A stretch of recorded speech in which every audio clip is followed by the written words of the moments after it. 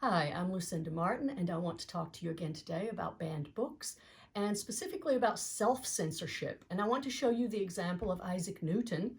Here we have a copy of a book that he's written about the prophecies of Daniel and the Apocalypse of St. John, also known as the Book of Revelation.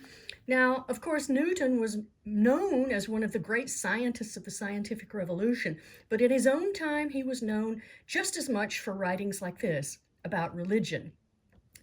Now, we know that he was influenced by some radical figures, but we don't know exactly which ones or to what extent, because he burned his own papers and his letters and journals near the end of his life, probably because he wanted to protect his career. So this is a big mystery concerning him. Let me show you just another book. Now, this is a book about the Temple of Solomon. There were a lot of debates in Isaac Newton's time about the New Jerusalem and, as I've said, the end of time.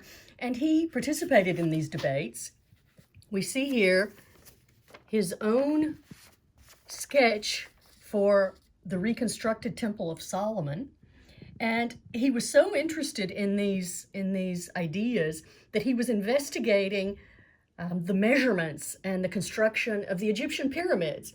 He wanted to discover the so-called cubit, and he thought that if he could discover the size of the cubit, he could measure the earth and therefore prove his theory of gravity, but he could also reconstruct this temple. So we really see how in this period, magic, religion, and science are all very much intertwined.